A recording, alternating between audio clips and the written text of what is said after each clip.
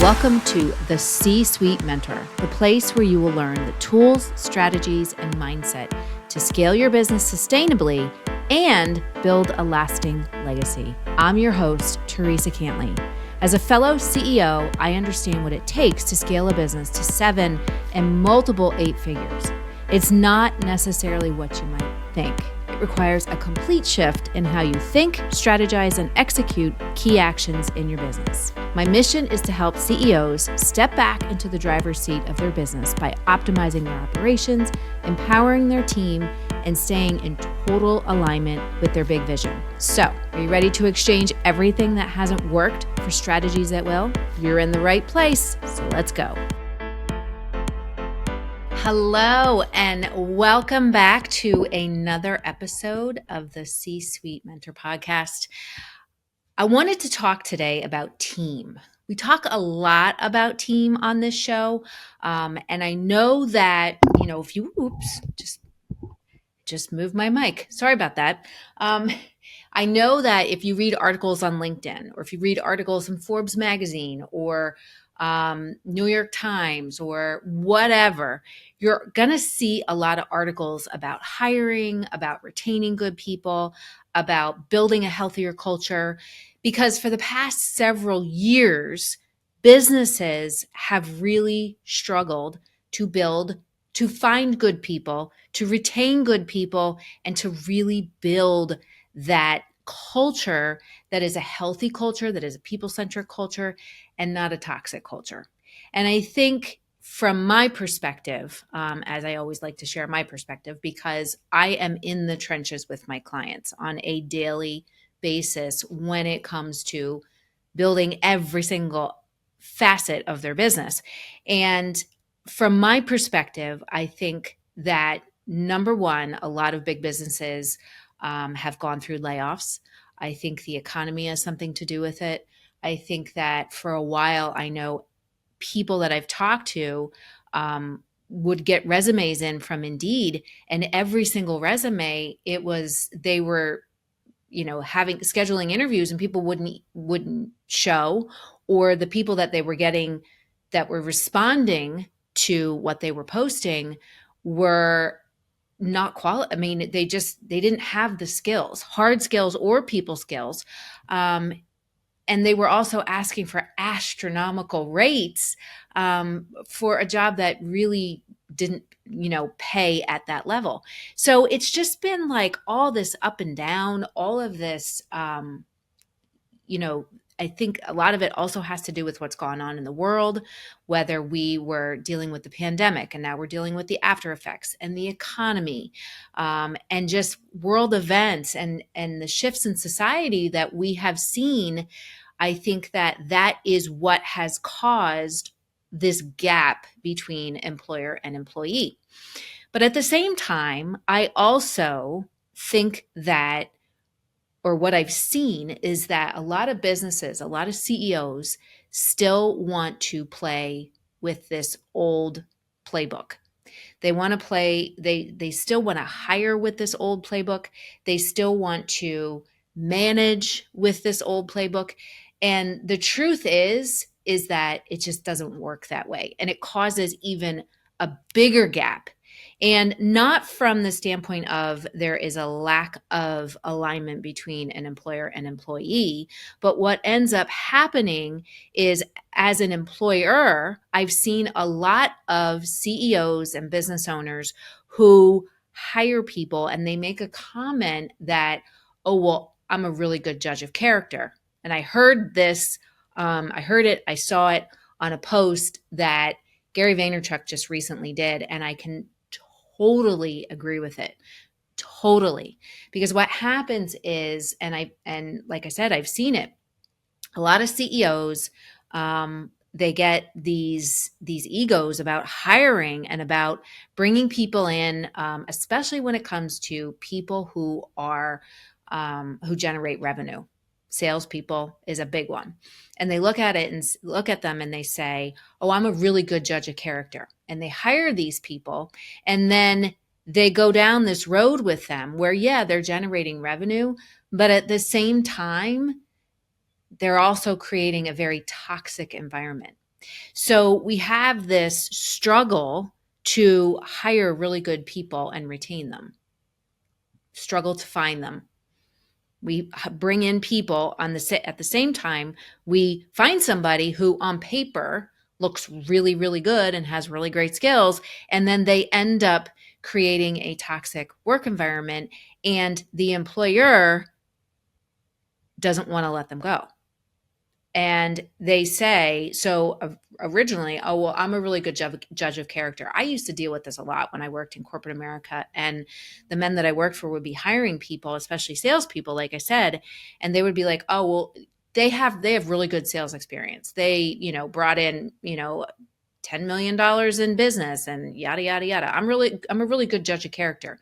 And then when things start to go into a downward motion, they're afraid to let them go because either they don't want to lose the revenue because this person is a revenue generator, or at the same time, they don't want to let them go because then they're going to have to hire somebody else and spend time on training them.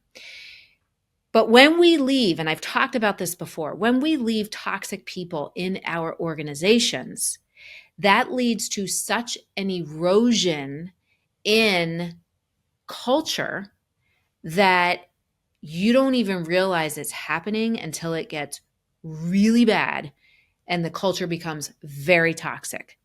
And I like to say that a toxic culture, and I preach this so much, a toxic culture will completely destroy the best strategies, the best laid out strategies, and the strongest, most aligned vision any day. It is like it gets a toxic culture and toxic people just get into an organization and just completely deteriorate it. And then when you finally realize exactly what's happening, a lot of times it's too late. And then you either lose really good people along the way, or stuff in your business starts to break down. So, what we want to do is number one, first of all, we need to just call a spade and say, you know, when you're hiring someone, you can't just say, I'm a very good judge of character and kind of go with that. There's other things that we need to do and have conversations with people to make sure that they are someone who we really need on our team. So I'm going to talk about the 3 people who we really want on our team and the traits of people that we really want on our team. And I think that we get caught in the skill, we get caught in the hard skill when we're hiring people.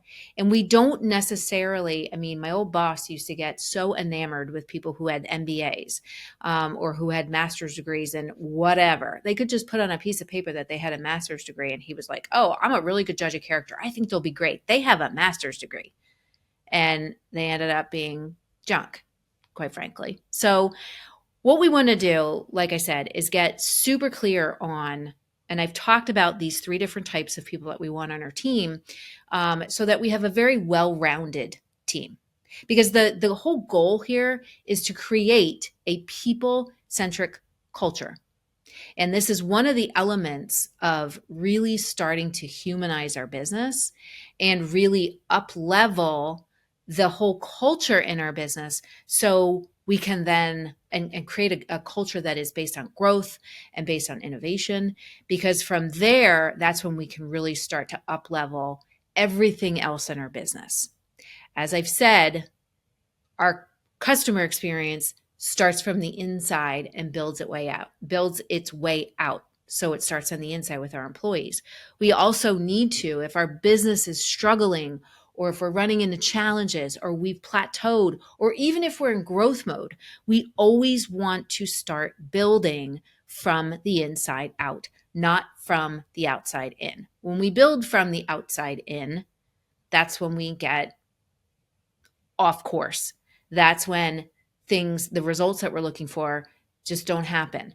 that's when we get a lot of breakdowns in our business. So whether we're looking to achieve levels of growth, or if our business has struggled or plateaued or whatever, we want to, again, build from the inside out. And where we start with is us as the CEO. But then, number two, even more important, with our team. All right. So let's dig in. And I have a new framework that I just came out with that I'm going to give you a little teaser here. It's actually going to be in my new leadership book that I'm writing, that I've been toiling over.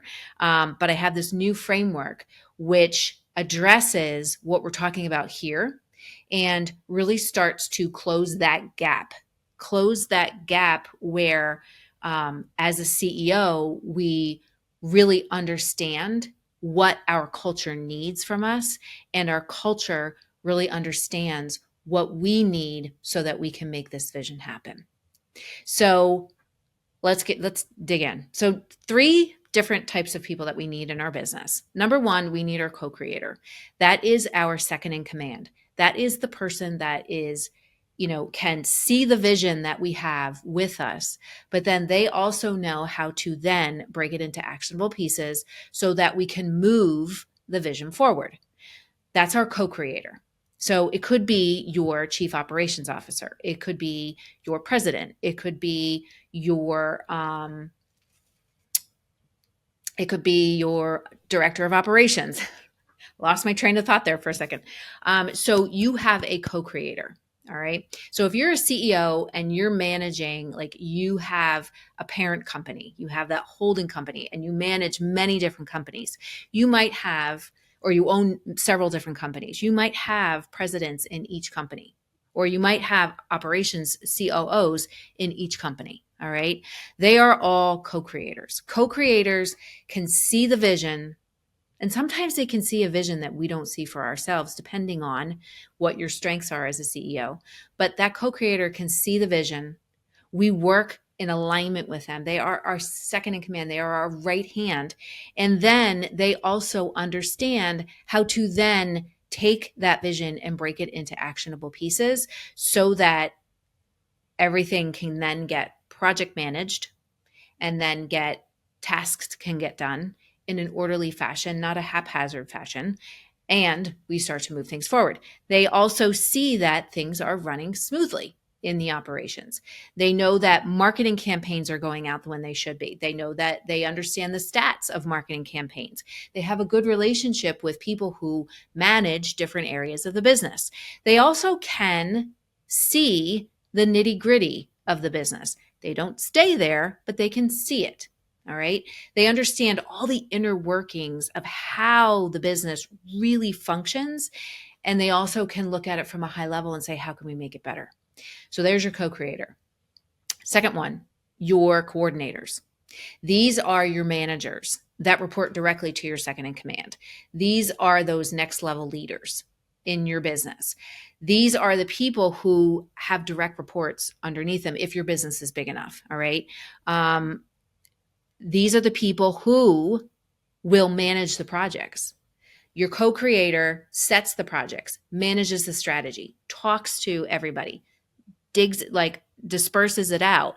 And then you have your coordinators that then look at a project, and they'll be in charge of a particular project, or even if it's big enough, a section of a project that relates to them. They then manage the constructors, which are your team. These are the people, the unsung heroes that make shit happen. These are the people that make things happen. These are the people that execute the tasks, that look at the marketing calendar and then say, okay, here's the post that we're going to post this week. Or they execute the emails that need to go out, or they execute the building of the automation funnels, or they execute the customer outreach program, or whatever it is. All right. These are the people, or they're the customer service people that talk to customers on a daily basis.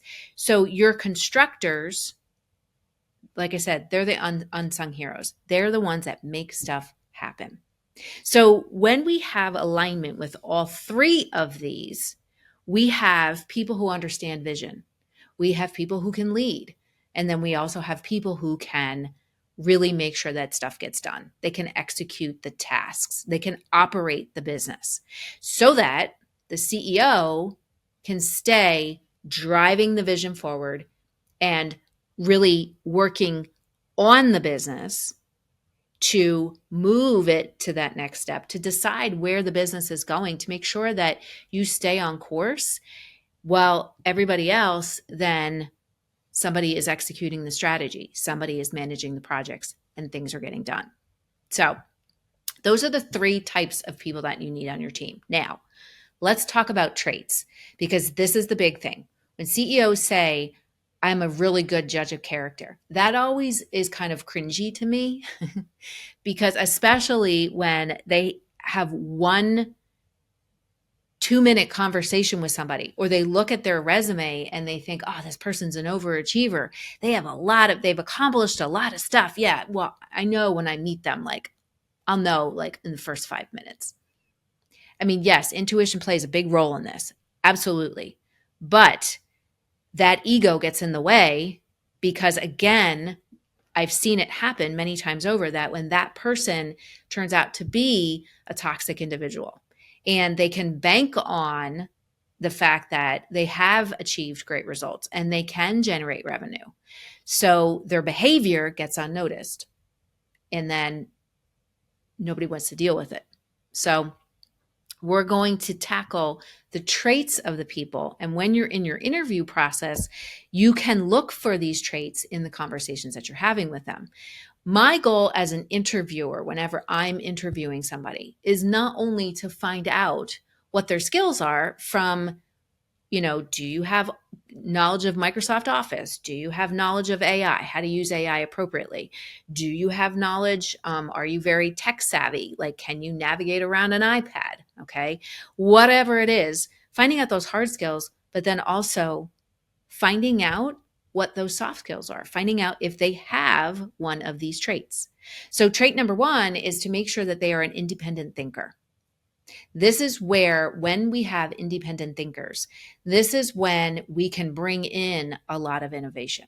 This is where we can bring in a lot of diversity because independent thinkers, they can pull from their past experiences. They can pull from things maybe that they've seen outside of the industry that, hey, this might be a good idea. If we can figure out how to implement it into our business, into our industry, this might work. This might really set us apart. These are the people that independent thinkers are not afraid to break the rules. They're not afraid to go against the grain. And again, they bring a fresh perspective that the business really needs. It's not about the CEO or even the second in command having all of the answers to everything and knowing absolutely everything and being the smartest person in the company. It's not about that. It's about, yeah, they know the vision. They know where they want to go.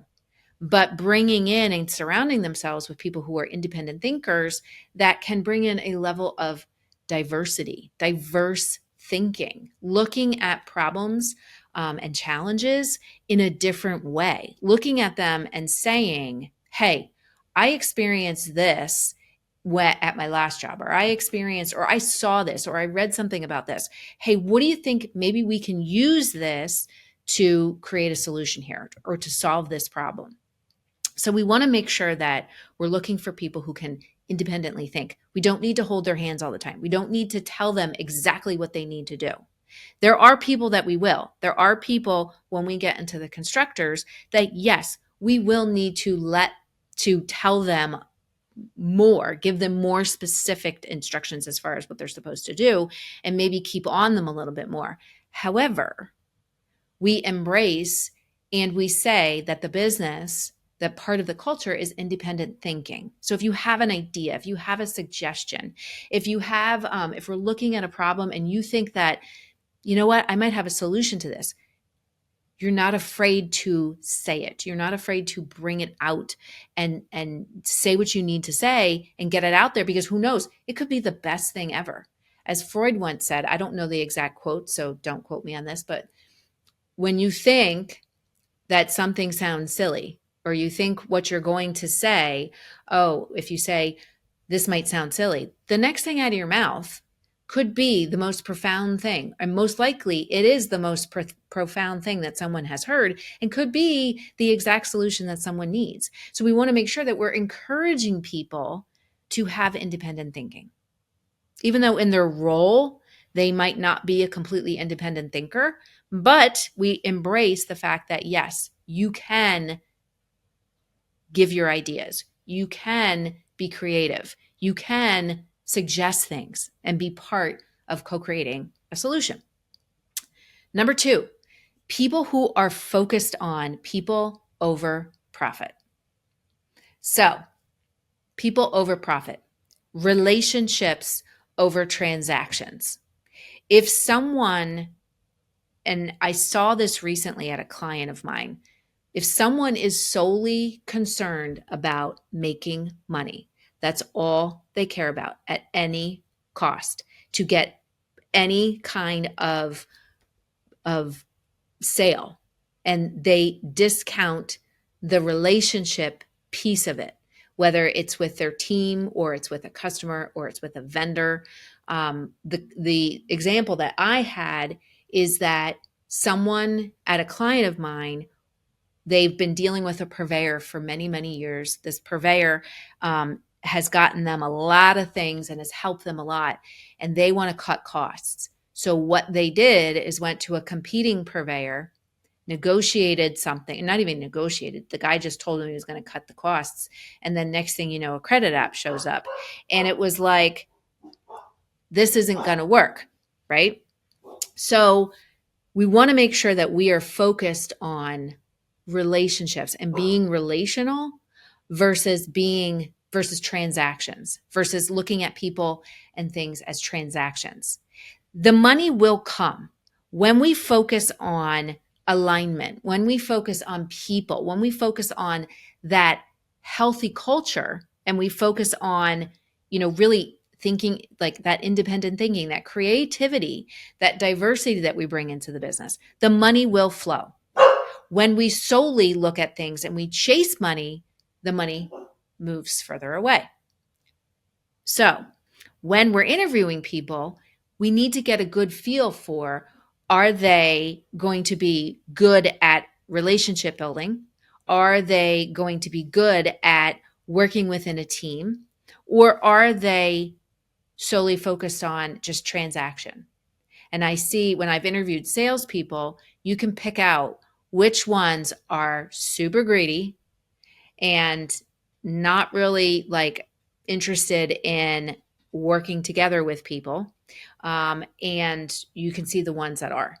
And the truth is that years ago, and I don't know, maybe for some businesses that works to have people like that in their business.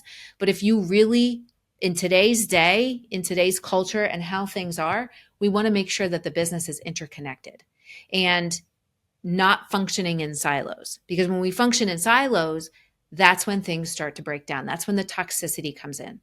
So if you have someone that is solely focused on themselves and it's not interconnected, it's not going to work. So remember, if we focus on the right things first, the money will follow. Third thing, we want to make sure that they can be strategic, but they're also empathetic. All right. This is a very unique trait for people to have. They can look at things and say, okay, this is the strategy, or this is how we're going to do this, or this is what, but they're also empathetic to really understand what people's limitations are, what time, how long it takes to do something, and then set expectations out that really are empathy based, not saying we need to get this done in an hour and basically like overwork people. So we want to make sure that they can look at a situation, they can look at a project, and they can think about it strategically and build a strategy around it. But then at the same time, like I said, they have that empathy. They have that empathy that when the team comes back and has a concern, we've overcomplicated processes, or we have the wrong people in the wrong positions, or this just isn't working no matter how hard we've tried. They have the ability to look at that with empathy, with empathetic eyes, with an empathetic lens, to listen to what people are saying, to not just respond, but to listen to what they're saying, to hear what's really happening, and then to use that to then say, okay, maybe we can do it better this way. So they have the ability to be strategic and empathetic at the same time. Number 4 is that they can have ambition, and this goes back to the greediness, but they're not predatory. Ambition, as in, I want to strive to be the best in my position. I want to strive to make the company great. I want to strive to take this idea and bring it out to market, this product that we have, and bring it out to market and be the absolute best product on the market. So they have that ambition, but it's not predatory. It's not looking at it and saying, I want to be the best, and I don't care if I have to step on you to be the best. They're not looking to control absolutely every single facet of their area. They really understand how to utilize people's strengths, how to motivate and build momentum within their team with other people so that collectively everybody succeeds. This is big because a lot of people do confuse ambition. They think that, oh, somebody's ambitious and it's a bad thing. And I hate to say it, but especially when it comes to women, if a woman is ambitious, it's a bad thing. If a man is ambitious, many times over, that's seen as, oh yeah, he's going to do great. So we need to change. We need to change that, okay, and really, shift that perspective and say ambitious is not a bad thing. Someone who has ambition, who has empathy underneath it, all right, who really focuses on relationships, that is going to result in amazing things, amazing growth. It will result in, again, building momentum, building motivation within a team. But somebody who is just looking to get ahead and step on people, or just get ahead and cut people down, again, leads to toxicity in your organization. So the last one is, and I talked about this on a previous episode, it was a term that I heard, Ubuntu, which is collectively, if the business is great, if we go together and we stand shoulder to shoulder and the business is great and the business does great, then individually we do great. So leadership is not just about having, getting ordinary people to do extraordinary things. I saw that once, not that long ago, a couple of weeks ago. Leadership is about pulling the extraordinary out of people, doing that first, and then creating extraordinary things together. Because then when we do that, individually we are great and we can see the greatness within. So again, if we are hiring people who are solely focused on themselves, leaders and employees and all of the above, if we focus on people who solely care about themselves, who are going to break down other people, or who are going to cut down other people, who are going to steal ideas and have it be their own so that they can get ahead, it doesn't work. It does not work. I was listening to something the other day from LeBron James, and someone asked him, how do you build trust on a team? Is it with the struggles or is it with the triumphs? And he said, it's with neither. He said, you build trust on a team when you stand shoulder to shoulder, when you show up and you see how each individual shows up in all of these different situations and how you keep moving through all of these different situations, good and bad. That's where trust comes from. So when we look at this and we're interviewing people and talking to them about things that they believe in, what are their core values, and just having a conversation with them versus just talking about their technical skills, when we start to have personal conversations about their experiences, about their values, about their goals, about what does vision mean to them, what do you know about our business, we can start to see whether or not they're going to be a good fit on the team. so that whether the team is struggling or the team is absolutely sailing on success, there is trust, there is camaraderie. Everyone stands shoulder to shoulder and make sure that no man left behind, that you're going to keep fighting together. So we want to make sure that we have co-creators on our team. Just to wrap this conversation up, we have co-creators, we have coordinators, and we have constructors. And we want to make sure that they have traits of being an independent thinker. And that gets woven into our culture, that they care about relationships versus transactions and people over profit. And that gets built into the culture. They are strategic, but also empathetic. And that gets built into the culture. We also want to make sure that they're ambitious, that they have ambition with an underlying of empathy versus just trying to get ahead and be a predator. And number 5, we have that collectively, if we are great, individually, we are great. And that knowledge of leadership, whether you are really in a leadership role or you are an employee who has a leadership mindset, that our goal is to bring the greatness out of people. And when we bring the greatness out of people first, we can then take that to make amazing things. So I hope this helped you. Remember, we do not want to play with an old playbook. And we want to make sure that, yes, can you use your gut, your intuition to tell whether or not someone's going to work? Absolutely. But we don't want to rely on that and stay with that. Because again, that leads to bad hiring decisions and also slow firing decisions, things that will completely erode and deteriorate your culture. And that's not what we're about if you're listening to this show. We are about building healthy cultures and humanizing business. So until next time, I will see you next week. Have a great rest of your week. Hey there. Thank you so much for listening. If you found value on the show, please follow the podcast so you never, ever miss an episode. And I would love, love, love if you would leave a review on Apple Podcasts or Spotify for me. Even better, share the show with a fellow business owner ready to step fully into their CEO leadership role.